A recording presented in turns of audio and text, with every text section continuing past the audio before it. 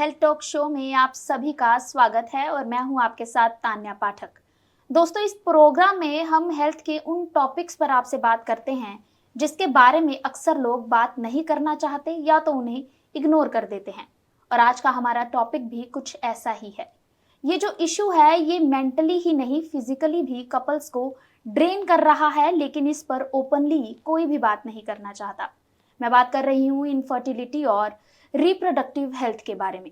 और आज इसी के बारे में हमसे बात करने के लिए हमसे जुड़े हैं डॉक्टर सरबजीत सिंह, जिनका सरब हेल्थ केयर से क्लिनिक भी है और ये उसके फाउंडर हैं। इसी के साथ डॉक्टर सरबजीत सिंह जो हैं वो आईवीएफ स्पेशलिस्ट भी हैं। इनका एक्सपीरियंस और एक्सपर्टीज ना सिर्फ इंडिया बल्कि फॉरेन में भी हाईली रिकॉग्नाइज है। इसी के साथ डॉक्टर सरबजीत सिंह हजारों कपल्स के पेरेंट बनने के सपने को पूरा करने के लिए पूरी हेल्प करते हैं। नमस्कार डॉक्टर सरबजीत सिंह, स्वागत है आपका हमारे इस खास प्रोग्राम में। बहुत बहुत धन्यवाद तानिया जी, आपका और आपकी पूरी टीम का, और जो भी दर्शक जहाँ पे भी हैं उनका भी बहुत बहुत धन्यवाद हमारे साथ जुड़ने के लिए। तो डॉक्टर सरब, जैसे आजकल का माहौल है, यहाँ जो जनरेशन है उसको पेरेंट बनने के लिए इतनी कॉम्प्लिकेशंस आ रही हैं, तो इसका रीज़न क्या है? तानिया जी, अगर हम बात करेंगे कि बच्चा क्यों इजीली आजकल के पेरेंट्स, वुड बी पेरेंट्स मुझे कहना चाहिए, क्यों नहीं कर पा रहे हैं, तो सबसे पहला जो मैं रीज़न दूंगा वो है लाइफस्टाइल मॉडिफिकेशन। तो लाइफस्टाइल आप समझ रही हैं, compare to the earlier lifestyle जो हमारे बुज़ुर्ग हमारे घर के अंदर में हमारे दादा दादी और माता पिता जो जी रहे थे, उसके अंदर में मॉडर्नाइजेशन से एक ड्रास्टिक चेंज आया है। उस ड्रास्टिक चेंज के अंदर में जो लाइफस्टाइल है वो थोड़ा सा सीडेंट्री हुआ है। सीडेंट्री का मतलब है कि हम भाग दौड़ शायद दिमाग से ज़्यादा कर रहे हैं, लेकिन हम फिज़िकली शरीर से उतनी भाग दौड़ नहीं कर रहे हैं, जिसके कारण ओबेसिटी, मोटापा, ये सारी चीज़ें जो हैं ये आगे आती हैं और किसी न किसी रूप में ये आपको इनफर्टिलिटी के भी प्रॉब्लम की तरफ ले जाते हैं। दूसरी बात करेंगे तो खाना पीना। खाने पीने के अंदर में भी आप देखेंगे कि बहुत बड़ा फ़र्क है। जंक फूड, फास्ट फूड, ये सारी चीज़ें, और आजकल इतनी डिलीवरी यूनिट्स हैं, ठीक है, आप अगर अभी मंगाएंगी तो 10 मिनट के अंदर में आपको हर तरह की चीज़ अवेलेबल होती है। वो जो हेल्दी फूड है जो हम लोग बचपन से सुनते आए हैं, वो सारा फूड कहीं ना कहीं पे पीछे छूट गया है और इस फूड ने टेक ओवर कर लिया है, ख़ास करके टीनेजर्स में, यंगस्टर्स के अंदर में, जो फिर मैं कहूँगा कि आपको इनफर्टिलिटी की तरफ धकेल रहा है। तीसरा फैक्टर जो कहेंगे वो है स्ट्रेस। जो लाइफ है वो भागा दौड़ी वाली लाइफ है। आप सुबह 7-8 बजे निकलना शुरू कर देते हैं अपने ऑफिस के लिए, खास करके मेट्रो सिटीज़ के अंदर में आप पूरा दिन ऑफिस के अंदर में सीडेंटरी रहते हैं, स्टेल फूड खा रहे हैं, हेल्थ के ऊपर कुछ कॉन्शियस भी काम नहीं कर रहे हैं। रात को आप उस ट्रैफिक से जूझते हुए फिर 7-8 बजे घर आ रहे हैं, तो स्ट्रेस, उसके हार्मोन्स की डिस्टर्बेंसेस, ये सारी चीज़ें जो हैं कहीं ना कहीं पे मुझे लगता है कि आज के दौर में इनफर्टिलिटी की तरफ एक पॉपुलेशन को ग्रॉसली धकेल रही है। डॉक्टर सरब, जैसा कि अभी एक आइडल एज साइंस की तरफ से, साइंस क्या कहता है कि बेबी प्लान करने की आइडल एज क्या है, क्योंकि आजकल का लाइफस्टाइल ऐसा है कि हम ज़्यादा करियर सेंट्रिक हो गए हैं। करियर के पीछे भागते भागते हम अभी फैमिली या फिर शादी, इसको थोड़ा कहते हैं टाल रहे हैं। तो एक आइडल एज क्या है लड़की के लिए भी और लड़के के लिए भी कि वो जी जी। पेरेंट बने? तो इसमें ताने जी हमें ये समझना है कि एक बायोलॉजिकल क्लॉक है जो ऊपर वाले ने सेट किया हुआ है सबके लिए। हमारी रिप्रोडक्टिव साइंस जो है ये मानती है कि एक सेक्सुअल लाइफ जो होती है किसी भी मेल की, बॉय की, फीमेल की, लड़की की, वो जनरली क्या है कि 13 से 15 साल के अराउंड शुरू होती है, जिसमें 13 साल की लड़की के पीरियड्स जिसको हम लोग कहते हैं आने शुरू होते हैं। तो हमारी साइंस मानती है कि अब उसके एग्स बनने शुरू हो रहे हैं, जिसको हम लोग कहते हैं कि वो जवानी की तरफ जा रही है लोकल लैंग्वेज में। वहीं पे ही जो बॉय है, ठीक है, वो अपना सीमन बनाना शुरू करता है, जिसका मतलब है कि वो भी अपनी जवानी की तरफ जा रहा है। जब हम लोग आदमी की बात करेंगे, ठीक है, लड़के की बात करेंगे, बॉय की, मेल की बात करेंगे, तो जो स्पर्म्स वो जनरली 15-20 साल पे बनाना शुरू करता है, वो 30, 40, 50, 60, 70 साल तक उसके अंदर में कोई कमी नहीं आती है, ऐसा हमारी साइंस मानती है। यानी कि एज का मेल के स्पर्म प्रोडक्शन के ऊपर बहुत ज़्यादा असर नहीं करता है। हालांकि इसकी भी अभी रिसर्च आ रही है कि मेल के ऊपर भी थोड़ी एज जो है वो असर डालना शुरू कर देती है, बट ग्रॉसली अगर देखें तो मेल के ऊपर ये चीज़ों का असर नहीं होता है। तो मेल जो है वो लंबे टाइम के लिए जो है रिप्रोडक्टिव अपना पोटेंशियल जो है वो रखता है। लेकिन ये चीज़ फीमेल के अंदर बिल्कुल उल्टी है, और आपके चैनल के माध्यम से, आपके माध्यम से ये मैं ज़रूर अपने जो फीमेल जो ऑडियंस है उनको ये बताना चाहूँगा कि फीमेल की एक बायोलॉजिकल क्लॉक है, ठीक है। और ये जो रूल है ये हमारा डॉक्टर्स का बनाया हुआ नहीं है, दिस इज़ नेचर्स रूल। वो नेचर रूल क्या कहता है? वो नेचर रूल कहता है कि the best age for a female to conceive is somewhere around 30 years. ऐसा इसीलिए होता है कि कोई भी फीमेल दुनिया की, चाहे वो पंजाब की है, इंडिया के किसी भी रीजन की है, यूएसए, कनाडा, किसी भी रीजन की है, वर्ल्ड वाइड, कोई भी फीमेल अगर उसकी एज बढ़ती है, खास करके 30 को क्रॉस करना शुरू करती है, तो उसकी एग बनाने की कैपेसिटी कम होनी शुरू हो जाती है। कैपेसिटी में क्वालिटी भी आती है और क्वांटिटी, मात्रा भी आती है। तो ये जो गिरावट है हर फीमेल के अंदर आनी है। 30 के बाद थोड़ी सी तेज़ी से बढ़ती है, 30 से लेके 35 तक अभी भी धीरे धीरे होती है, लेकिन 35-36 के बाद में फिर वो ड्रास्टिकली कम होना शुरू हो जाती है। वो इतना कम होना शुरू हो जाती है कि 40, 41, 42 के आसपास अगर आप मेडिकल के स्टैट्स देखेंगे तो नेचुरल कंसेप्शन के चांसेस फीमेल के कम हो जाते हैं। जहाँ पे अर्ली डेज में, यानी कि 20-30 के आसपास में वो बहुत जल्दी कंसीव होती है, वहीं अगर वो 40-41 के बाद में ट्राई करेगी तो उसके एग की क्वालिटी नेचुरली ही इतनी कम हो जाती है कि उसके अंदर नेचुरल टेंडेंसी होने के चांसेस कम होते हैं। तो ऐसी फीमेल को जनरली किसी ना किसी मेथड से हमारे पास में से सहारा लेना पड़ता है प्रेगनेंसी के लिए। आगे आने वाले टाइम में फिर ये एग्स और धीरे धीरे कम होते जाएंगे और फिर बनने बंद हो जाएंगे, and that would be the mark of the menopausal, जिसको हम लोग कहते हैं कि मीनोपॉज हो गया।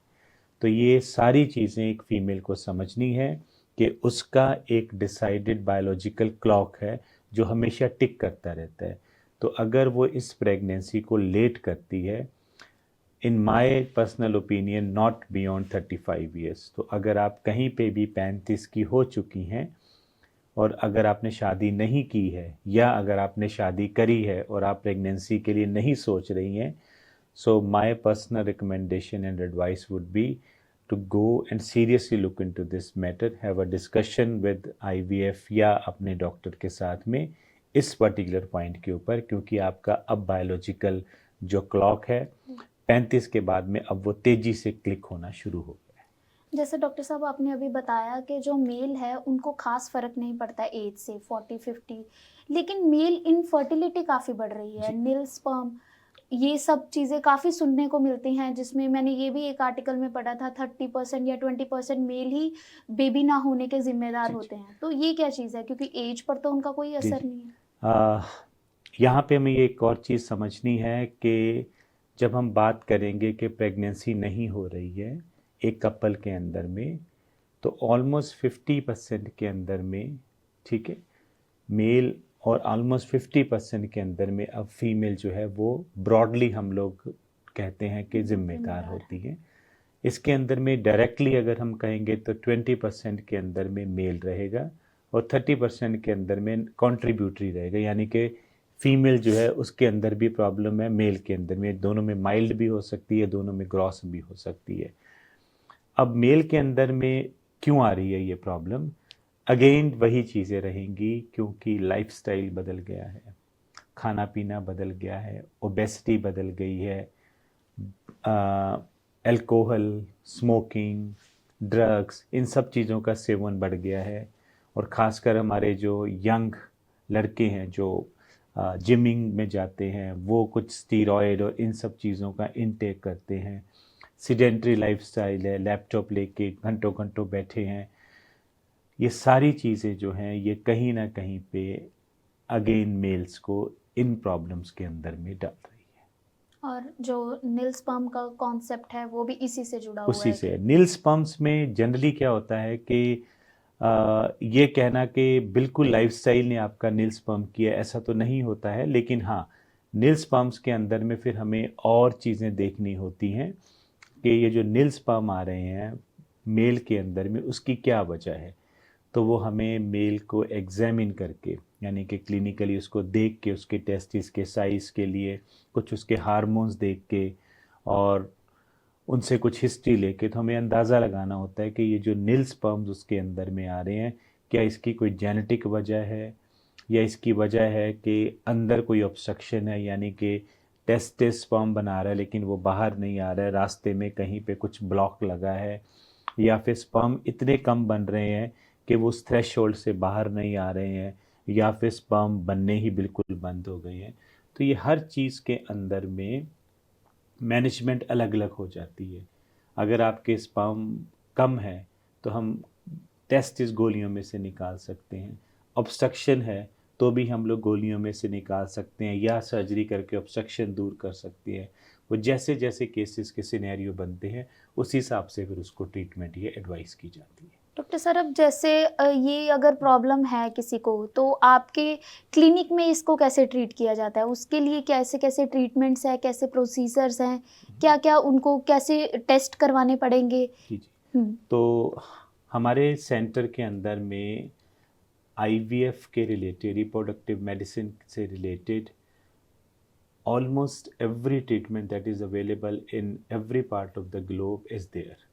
ठीक है, चाहे वो प्लेन आईवीएफ है, चाहे वो इक्सी है, चाहे वो इमसी पिक्सी है, या फिर जैसे आप कह रही हैं कि अगर शुक्राणु नील हैं तो ऐसे शुक्राणुओं को हमें गोलियों में से, टेस्टिस में से हस्बैंड के निकालना होता है, जिसको हम लोग कहते हैं सर्जिकल स्पर्म रिट्रीवल, यानी कि गोलियों में से स्पर्म को निकालना और उन स्पर्म्स को निकाल के उनकी वाइफ या उनके पार्टनर के एग्स के साथ मिला के एम्ब्रियो बना के उनके अंदर रखना।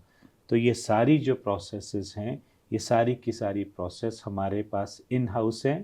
And proudly I would say कि ये सारी प्रोसेसेस मैं खुद अपने हाथों से कर रहा हूँ। ओके। और अभी जैसे आपने फीमेल का भी बताया कि 30 के बाद जो बेबी कंसीव करना उनके लिए मुश्किल हो जाता है, तो उनको इस वो कैसे सल्यूशन है उनके लिए?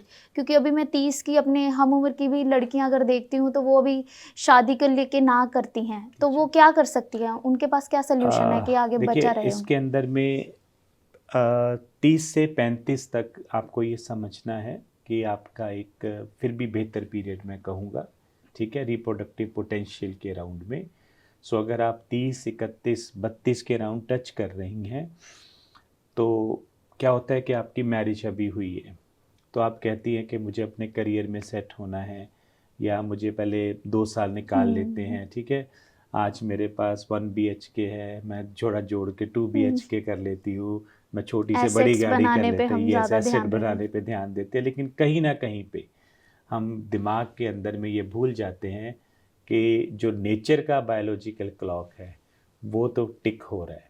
आप अपने एसेट्स बढ़ा रही हैं, लेकिन आपके जो ओवरी का एसेट है, आपके एग का एसेट है, वो नेचर कम कर रही है। तो इन दोनों के अंदर में आपको वाइजली, जुडिशियसली एक आपको बैलेंस रखना है कि अब ये टाइम है मुझे अपनी प्रेगनेंसी करनी है, अब ये टाइम है मुझे करियर ओरिएंटेड करनी है। प्रेगनेंसी हर फीमेल के अंदर एक ज़रूरी पार्ट है, ठीक है। हम अगर बात करेंगे बड़ी बड़ी बिजनेस वुमेन की, बड़ी बड़ी एक्ट्रेसेस की, सब ने प्रेगनेंसीज ली हैं, सब ने ब्रेक्स ली हैं। तो ये समझ के चलना है हर फीमेल को कि ये मेरी ज़िंदगी का एक इम्पोर्टेंट पहलू है, ठीक है। सो ये मुझे करना है। हाँ, इस पहलू के साथ में जितना मैं काम कर सकती हूँ आप काम करेंगी, ठीक है। लेबर लॉज आजकल फीमेल के बहुत फेवर में है, ठीक है। हर इंडस्ट्री जो है वो उसको फेवर करती है अगर आप प्रेग्नेंट हैं, ठीक है। बस टाइम ये होता है कि हमें कहीं ना कहीं पे वो फुल स्टॉप लगाना है। सो मैं नहीं एडवाइस करूँगा कि 35 के बियॉन्ड आप इन चीज़ों को सोचें। मैं चाहूँगा कि आप प्रेगनेंसी 35 से पहले लेने की कोशिश करें। हाँ, इसके अंदर में एक और जो पॉइंट मैं डिस्कस कर सकता हूँ वो है सोशल एग फ्रीजिंग, ठीक है। सोशल एग फ्रीजिंग का क्या कॉन्सेप्ट होता है कि मान लीजिएगा कि आप 35 के अराउंड की हैं, ठीक है। आप अभी प्रेगनेंसी नहीं प्लान करना चाहती, आप मैरिड हैं, लेकिन आपने हस्बैंड के साथ डिस्कस किया, आप किसी वजह से कोई भी पर्सनल प्रोफेशनल रीज़न से आप नहीं चाहती हैं कि अभी हम प्रेग्नेंट हों। हमारे यहाँ पे एनआरआई बहुत सारे भाई बहन ऐसे होते हैं जिसमें से वो एक जगह पे है, वो दूसरी जगह पे है, कांटेक्ट प्रॉपर नहीं हो रहा है। वो एक बार जाएंगे तो 3-3 साल 4-4 साल वापस नहीं आ पाते हैं, लेकिन पीछे से उनकी वाइफ अगर वो इंडिया में है तो उसका तो टाइम जा रहा है, ठीक है। ऐसी चीज़ों के अंदर में सोशल एग फ्रीजिंग आती है। सोशल एग फ्रीजिंग का मतलब होता है कि हम फिर फीमेल को आईवीएफ के ज़रिए में उनके एग बनाते हैं, फिर उन एग्स को बना के उसकी बॉडी से वो एग्स बाहर निकाल लेते हैं, और उन एग्स को बाहर निकाल के फिर हम वो एग्स फ्रीज़ कर लेते हैं, ठीक है। सो ये एग्स जो फ्रीज़ करते हैं ये इसको कहते हैं सोशल एग फ्रीजिंग। तो फ्रीज़ करके एक हिसाब से आपने अपनी जो एक इंश्योरेंस या फिर फिक्स डिपॉजिट की तरह उन एग्स को हमारे पास रखा हुआ है। तो कल को जब भी आप मैरिज करती हैं या फिर कल को आप अपने हस्बैंड अपने पार्टनर के साथ प्रेगनेंसी के लिए तैयार हैं, तो फिर आप इन एग्स को आईवीएफ के मेथड से ही उनको हम लोग दोबारा निकालते हैं जहाँ पे स्टोर किए हैं, फ्रीज़ किए हैं। हस्बैंड का सीमन लेते हैं, उसके साथ मिला के एम्ब्रियोस बनाते हैं, और उन एम्ब्रियोस को बेबीज़ को डेवलप करके उसी फीमेल के अंदर रख देते हैं। तो दिस वे थोड़ा सा आपने अपना बायोलॉजिकल क्लॉक जो है वो आपने वहीं पे डिपॉजिट करवा के अपने आप को सेव कर लिया है। So this is called social egg freezing. आजकल सेलिब्रिटीज जो हैं जी वो भी सेम ऐसा ही करते हैं, क्योंकि जी 35 के ऊपर होने पर ही उनकी शादी होती है। जी जी। तो क्या ये सिर्फ मैरिड वीमेन के लिए ही है एज पर लो, या जो अनमैरिड हैं वो भी अनमैरिड ऐसा कोई कर भी सकते हैं? आप कोई भी फीमेल जो है which is above 23 years of the age, Okay. वो अपनी सोशल एग फ्रीजिंग करा सकती है। हाँ, ये ज़रूर कहेंगे हम कि अगर आप सोशल एग फ्रीजिंग कराना चाहते हैं तो जितने यंग एज पे कराएंगी उतना बेटर होता है, क्योंकि जैसे मैंने आपको बताया कि फ़ीमेल के एग का रिज़र्व कम होना शुरू हो जाता 30 है, के बाद। ठीक है। सो अगर आप 38 39 40 पे कराएंगी तो मुझे एग्स कम मिलते हैं, मैच्योर कम मिलते हैं, फ्रीज़ करने के लायक कम मिलते हैं, कंपेयर टू अगर मैं आपका 32 33 पे करता हूँ तो मुझे नंबर ऑफ़ एग्स ज़्यादा मिलेंगे। सो जितना आप जल्दी कराएंगे अगर आप इस तरफ जाना क्वालिटी एंड चाहती हैं तो क्वांटिटी। क्वालिटी और वो सारी चीज़ें बेटर हो जाती हैं। अभी आपने आप बात में आईवीएफ का जिक्र किया, अगर सिंपल भाषा में इस पूरे प्रोसेस को समझाना हो, क्योंकि आईवीएफ को लेकर अभी भी काफ़ी लोग हेजिटेट होते हैं, बात नहीं करते, एक टैबू भी समझते हैं खुद को, तो इसको आप सिंप्लीफाई तरीके से कैसे हमारे दर्शकों को बताएंगे? मैं जो मेरे दर्शक देख रहे हैं मैं उनको ये श्योर करना चाहता हूँ कि आईवीएफ की प्रोसेस मॉडर्न डेज के अंदर में एक बेहद सिंपल प्रोसेस है, और आप आएंगे अगर हमारे पास में सो आपको लगेगा भी नहीं कि आईवीएफ की कोई इस तरह की प्रोसेस हो रही है। इसके अंदर में हमें जनरली फीमेल के पीरियड्स के हिसाब से चीज़ों को रखना होता है, ठीक है। आईवीएफ की प्रोसेस कैसे चलेगी कि हम जनरली फीमेल को उसके पीरियड्स के हिसाब से सेकंड थर्ड डे पे बुलाते हैं, ठीक है। उसको असेस किया जाता है, स्कैन होता है, ब्लड टेस्ट होते हैं। ये सारी चीज़ें हमारे पास इन हाउस है। इन हाउस का मतलब है वहीं पे ही आपको मिलेंगी विद इन एन आवर।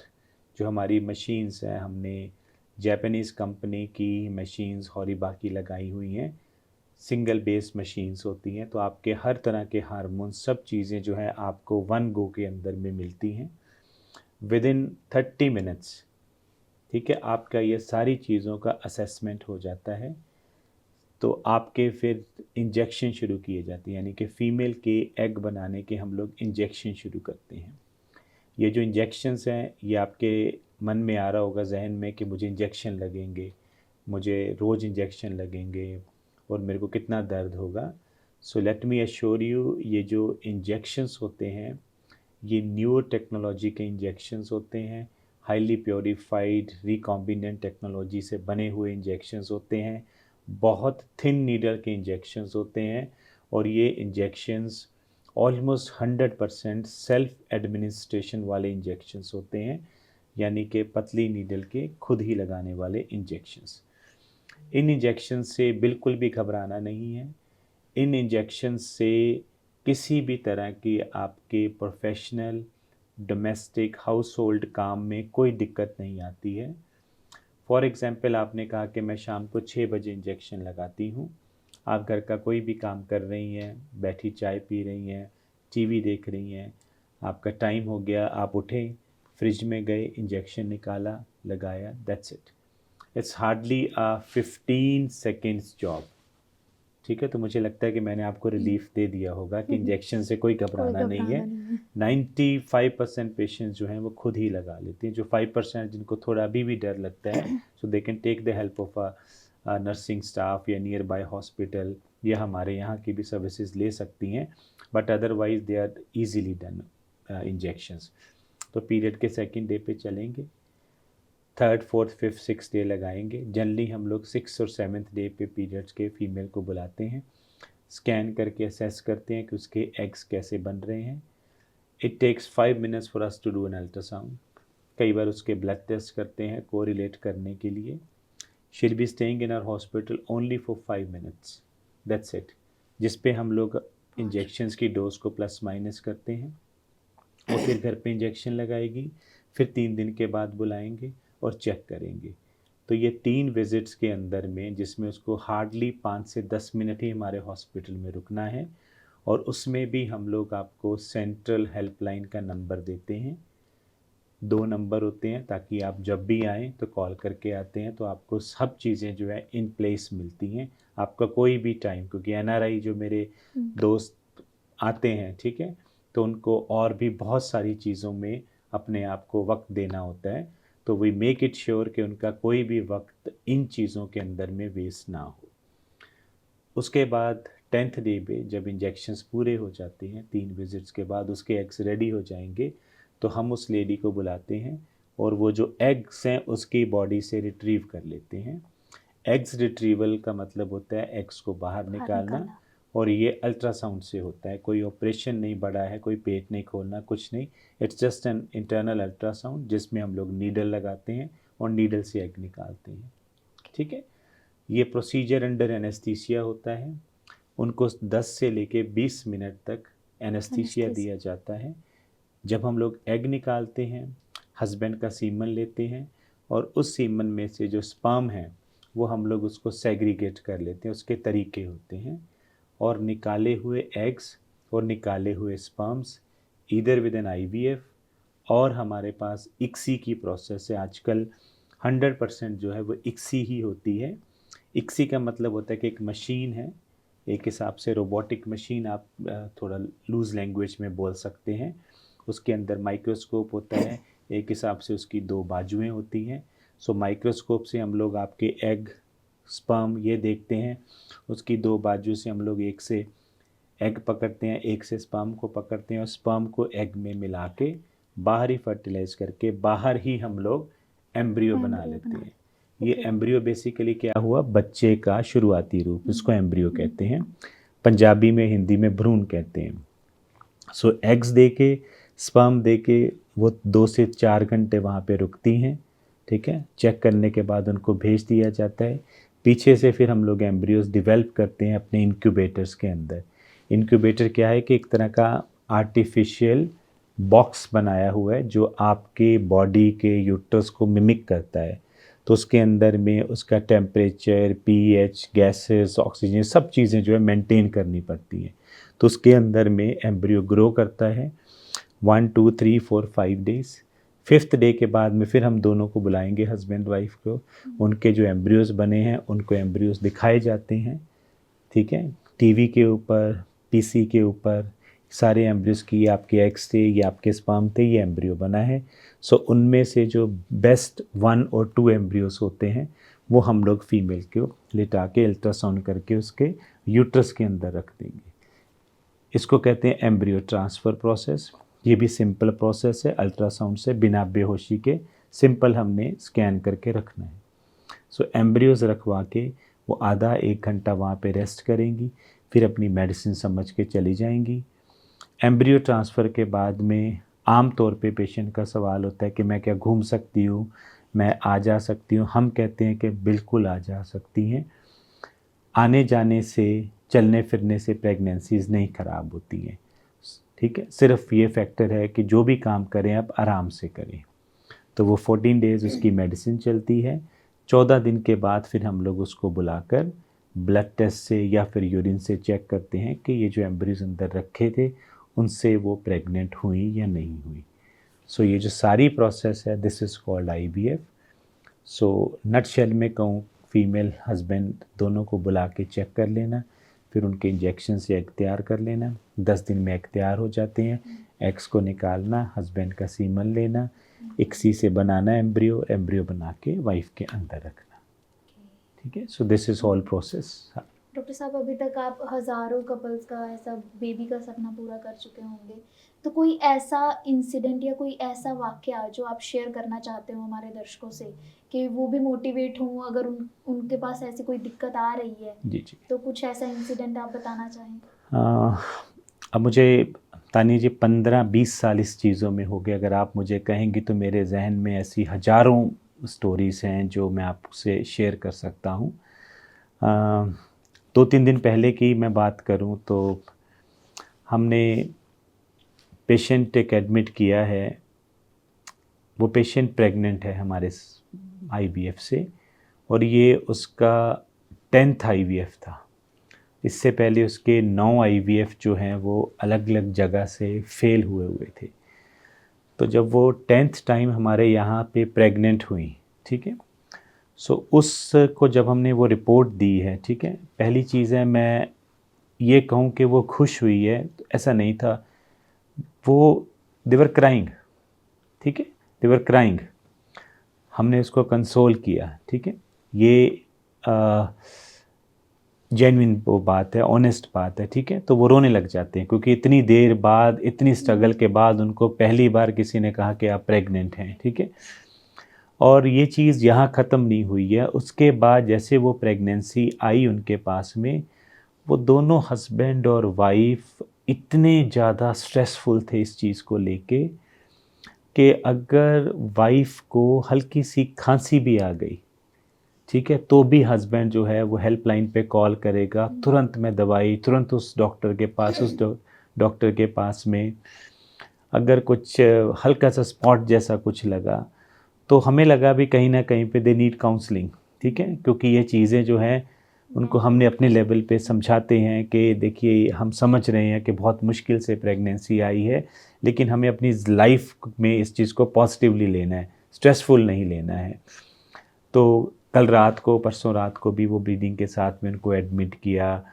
तो द होल फैमिली, वो तो दोनों हस्बैंड वाइफ थे ही, फिर उनके चाचा बुआ वगैरह में से देवर at least 7-8 people roaming around them. और वो नहीं डॉक्टर साहब, अब 4 मंथ्स हो गया है, अब हमें, मैंने कहा जी सब चीज़ें रिलैक्स होंगी, कोई नहीं, रिलैक्स रहिए, सब कुछ रहिए, ठीक है, ये सब चीज़ें आगे जाएंगी। लेकिन ये जो चीज़ है, ये मैं कहूँगा आपको कि इसमें एक अच्छी चीज़ निकल के आती है कि वो प्रेग्नेंट थे। 7, 8, 9th IVF के बाद में भी उन्होंने उस चीज़ के लिए फ़ाइट, ठीक है, उम्मीद नहीं छोड़ी, उन्होंने मेरे पे ट्रस्ट किया, ठीक है, मेरे पास आए। सो बाय गॉड्स ग्रेस मैंने उनको प्रेगनेंसी भी दी। बस समवेयर डाउन द लेन मुझे लगा कि ये इतने स्ट्रेस्ड आउट कपल है उनको कि हमें रोज़ ऑलमोस्ट हर दूसरे तीसरे दिन के ऊपर में उसकी हेल्पलाइन पे कॉल आ रही है, या पेशेंट खुद भी आ रहा है या उसका हस्बैंड आ रहा है। तो ये चीज़ें आपके जहन में आती हैं कि देखिए कि बच्चा जो है एक फैमिली के लिए होना कितना ज़रूरी होता है। हमारे इंडियन सिनेरियोज़ के अंदर में हमने अपनी एक हिसाब से पूरी ज़िंदगी की जो हम कहते हैं कि कमाई क्या है, तो ये है हमारे पास में। तो वो जिस हिसाब से मेरे कमरे में आते हैं, ठीक है, बार बार वो थैंक्स करेंगे। मैं कोई भी एडवाइस देता हूँ उनको, वो स्ट्रेस में है, मैं उनको समझा रहा हूँ, तो फिर मुझे लगता है कि नहीं, this is what you are working for doctor Sarabjit, this is what you are working for, और यही आपको सोसाइटी को देना है। बहुत सारी ऐसी चीज़ें हैं जो हमें भी खुद भी इमोशनल कर देती है, हमें भी लगता है कि यार we should cry with them, ठीक है, किस तरह की ये चीज़ें हैं। तो डॉक्टर साहब, अगर किसी को आपसे कांटेक्ट करना हो इसी चीज़ को लेकर, तो वो कैसे संपर्क कर सकता है? जल्दी आपके जो नीचे नंबर दिए जा रहे हैं इसके ऊपर आप कॉल कर सकते हैं। इसमें हमारा इंडियन नंबर भी है, कैनेडियन नंबर भी है। अदरवाइज़ हमारा जो सेंटर है वो जालंधर में, ठीक है, सरब हॉस्पिटल के नाम से है। आप गूगल कर सकते हैं, आप फेसबुक, यूट्यूब, इन सब चीज़ों पे जाके हमें फॉलो कर सकते हैं, सब्सक्राइब कर सकते हैं। और ये सारा जो है ईज़िली लोकेटेड है। It is very near to the main Reliance mall that is there in the Jalandhar city, so easily approachable भी है। Thank you so much doctor Sarab. मुझे पूरा यकीन है कि जो हमारे दर्शक हैं उनके काफ़ी IVF को लेकर जो डाउट्स हैं वो क्लियर हो गए होंगे। Thank you so much doctor Sarab. Thank you madam, thank you. ਮਾਂ ਪਿਓ ਬਣਨ ਨੂੰ ਤਰਸਦੇ ਜਿਹੜੇ ਹੁਣ ਕਿਲਕਾਰੀਆਂ ਗੂੰਜਣਗੀਆਂ ਉਹਨਾਂ ਦੇ ਵਿਹੜੇ। ਕਿਉਂਕਿ IVF ਹੁਣ ਹੈ ਸੇਫ, ਅਫੋਰਡੇਬਲ ਐਂਡ ਰਿਲਾਇਬਲ। ਜੀ ਹਾਂ, ਤੁਹਾਡੀ ਆਸ ਤੇ ਸਾਡਾ ਵਿਸ਼ਵਾਸ ਜ਼ਰੂਰ ਪੂਰਾ ਹੋਵੇਗਾ। 20 ਸਾਲਾਂ ਦੇ ਤਜਰਬੇ ਅਤੇ 10,000 ਤੋਂ ਵੱਧ ਜੋੜਿਆਂ ਦੇ ਸੁਪਨੇ ਸਾਕਾਰ ਕਰਨ ਵਾਲੇ ਜਲੰਧਰ ਦੇ best IVF specialist doctor Sarabjit Singh. ਬਸ ਟਿਕਟ ਟੂ ਇੰਡੀਆ ਕਰਾਓ, ਮਾਪੇ ਬਣਨ ਦੀਆਂ ਖੁਸ਼ੀਆਂ ਲੈ ਆਓ। ਹੁਣੇ ਕੰਸਲਟ ਕਰੋ ਡਾਕਟਰ ਸਰਬਜੀਤ ਸਿੰਘ ਦੇ ਨਾਲ। ਦਿੱਤੇ ਗਏ ਨੰਬਰ ਤੇ ਕਾਲ ਕਰੋ ਜਾਂ ਵੈਬਸਾਈਟ ਵਿਜ਼ਿਟ ਕਰੋ।